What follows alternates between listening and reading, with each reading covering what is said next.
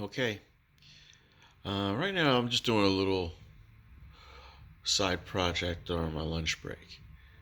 On my personal laptop, this unit I have Garuda Linux Gamer Edition already running, and I'm experimenting with a program called Virtual Machine Manager. And it's a lot easier to use than VirtualBox. Right now, I've created a virtual machine and I'm installing Peppermint Linux on it at the moment.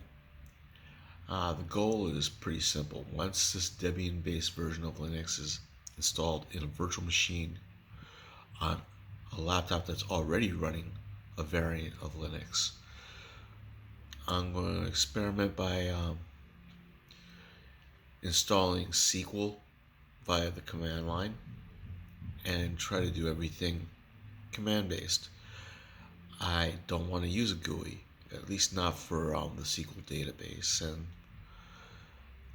from there, I'll experiment with other variations of MySQL or Oracle or a SQLite or something like that. But for right now, MySQL is going to be installed uh, through the command line and I'll start building it out. But for now, I'm just creating the virtual machine that's going to run it. That's all.